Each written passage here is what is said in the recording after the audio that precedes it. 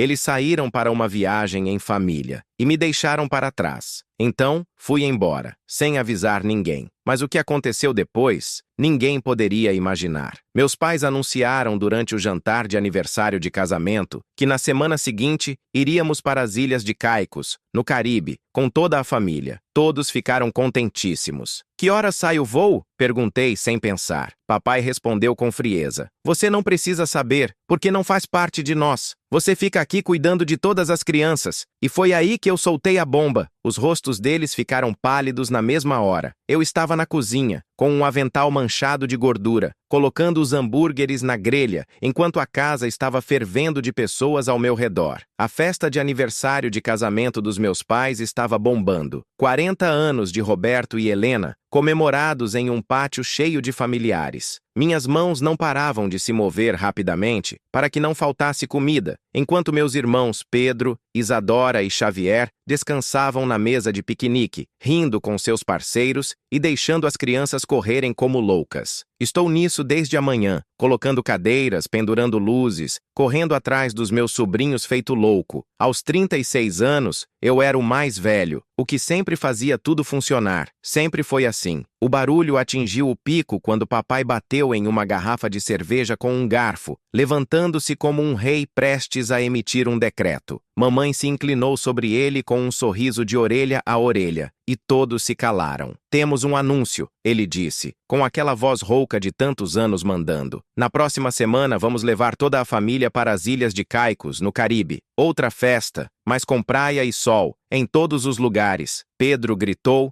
Isadora aplaudiu, e as crianças berraram de alegria, falando em ondas e castelos de areia. Também senti uma leve animação. As Ilhas de Caicos soavam como férias de verdade, uma fuga do ciclo de sempre. Acabei de preparar o último hambúrguer, limpei as mãos e me aproximei. Que horas partimos? Perguntei como quem não quer nada, pensando que teria que mudar alguns turnos no trabalho. Papai se virou com frieza, olhos cinzentos, meio fechados, como se eu tivesse dito algo estúpido. Você não precisa saber, você não faz parte de nós. Você fica aqui cuidando das crianças. Mamãe soltou uma risada aguda e acenou com a mão como se não fosse nada. Senti meu estômago cair no chão. Houve um silêncio seco na mesa. Pedro murmurou algo sobre voos e as conversas continuaram. Ninguém olhou para mim. Ninguém disse nada. Fiquei ali com a espátula ainda na mão, sentindo o calor subir pelo meu pescoço. Depois de tudo que fiz, anos consertando a bagunça de todo mundo, trabalhando em obras para ajudar nas contas da família. Quando papai estava desempregado, cuidei dos pequenos para que meus irmãos pudessem viver suas vidas. Eles nem me viam como parte da família. Joguei a espátula sobre a grelha, peguei minha jaqueta do terraço e me mandei dali. Isadora gritou atrás de mim. Marcos, você tá bem? Mas eu nem me virei. A porta de tela bateu atrás de mim e já estava andando com minhas botas rangendo sobre os cascalhos até chegar ao carro. Dirigi até meu apartamento, um quartinho estreito cheio de lembranças, ferramentas de quando ajudei papai a reformar a garagem, um carrinho de brinquedo que um dos filhos de Xavier esqueceu. Me joguei no sofá, olhando para a parede. 36 anos e tinha deixado tudo para trás por eles. Universidade, viagens, meus sonhos, uma vida. E foi isso que recebi em troca. Um ninguém, uma babá. A raiva cresceu rápido, intensa, mas por baixo havia algo mais. Cansaço, daquele que entra nos ossos. Eu não aguentava mais. Pensei nas Ilhas de Caicos, nas praias que eu nunca veria, e pensei em um lugar onde sempre quis ir, uma cidade costeira a algumas horas daqui, com ondas, píeres e aquela sensação de liberdade que senti quando passei por lá anos atrás. Nunca me deixou. Lá ninguém precisava de mim. Ninguém me conhecia. E essa era a graça. Não preguei o olho. Tirei uma mochila do armário e comecei a encher com minhas calças jeans, algumas camisetas, minhas velhas botas de trabalho. Sem planos. Apenas movimento. Peguei minhas economias, um fino maço de notas ganhas em horas extras, e olhei os horários dos ônibus no celular. Tinha um que saía às 5 da manhã,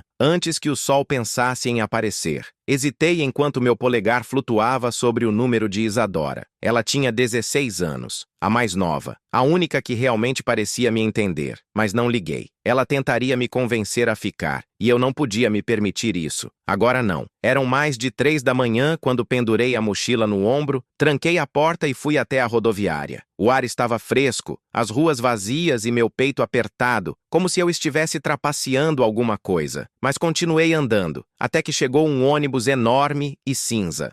Chegou. Entreguei minha passagem. O motorista não disse uma palavra. Sentei lá no fundo, perto da janela, e vi minha cidade ficar cada vez menor à medida que nos afastávamos. O posto de gasolina, a loja de ferragens, a casa onde cresci, tudo desaparecendo na escuridão. Encostei a cabeça no vidro com o maxilar tenso. Eles perceberiam que eu tinha ido embora mais cedo ou mais tarde, quando precisassem de alguém para limpar ou fazer sanduíches. As palavras do meu pai ainda ecoavam como um zumbido. Você não faz parte de nós. Tudo bem. Se eu não fazia parte deles, faria parte de outra coisa, algo meu. O ônibus seguiu seu caminho, me levando para uma cidade que eu mal conhecia, e pela primeira vez em anos me senti acordado. Com medo? Sim, mas acordado. Não olhei para trás. O ônibus solavancou quando o sol começou a aparecer no horizonte. Desci na cidade costeira. Minhas botas tocaram o asfalto, minha mochila pendurada no ombro. Fiquei ali, de olhos semicerrados, diante da imensidão de tudo aquilo. Píeres que se estendiam até o mar, guindastes gigantes como monstros de ferro, buzinas de barcos. Nem conseguia enxergar direito. Estava cheio de vida. Nada a ver com a armadilha silenciosa que deixei para trás. Eu não tinha ideia de por onde começar, mas esse era o ponto. Ninguém lá me conhecia como o cara que consertava tudo. Eu era apenas Marcos, e ia descobrir como seguir em frente. Naquele primeiro dia, encontrei um quarto para alugar. Um cubículo em cima de um bar que vibrava todas as noites com o grave da música. O senhorio era um cara com barba de palha de aço. Não pediu referências, apenas pegou o dinheiro e me deu uma chave. Não era grande coisa. Um colchão, uma pia, uma janela com vista para uma escada de incêndio enferrujada. Mas era meu. Deixei a mochila cair, sentei na cama e deixei o peso do que eu tinha feito me alcançar. Eu tinha ido embora, sem me despedir, sem bilhete. Eles estariam acordando em breve, provavelmente sem notar que eu não estava lá. E me perguntei quanto tempo levaria para perceberem. Na manhã seguinte, saí para procurar trabalho. Minhas economias não durariam muito, e eu não pensava em voltar me arrastando. Consegui emprego como lavador de pratos em um restaurante à beira-mar, perto do porto. Um lugar pequeno, cheio de pescadores e entregadores. O gerente me passou um avental e disse para eu acompanhar o ritmo. Nunca tinha trabalhado em restaurante antes, mas ninguém ali sabia quem eu era. Ninguém esperava que eu consertasse tudo. Era exatamente isso que eu queria. Eu era só o Marcos. Meu primeiro turno foi um caos. Panelas e bandejas caindo, mas fui persistente. Ninguém me xingou por ter esquecido uma fralda ou por chegar atrasado para buscar criança na escola. Era puxado, sim, mas era um problema meu, e não deles. Foi ali que conheci Vanessa. Ela era garçonete, cheia de opiniões afiadas e respostas na ponta da língua. Talento novato, ela disse, rindo da minha luta com as louças. Eu retruquei. Ao menos não assusto a freguesia. E ela riu de verdade. Não aquela risadinha que minha mãe dava só para me dispensar. Vanessa era diferente. Não ficava pisando em ovos comigo, nem esperava que eu fosse algum herói. Ela batia o ponto e ficava por ali, me dando umas dicas sobre a cidade, tipo quais ruas evitar quando escurecia. Eu não falava muito, só escutava, mas era bom ter alguém falando comigo como se eu realmente importasse. E se você quer saber como essa história termina, já se inscreve no canal para não perder a parte 2.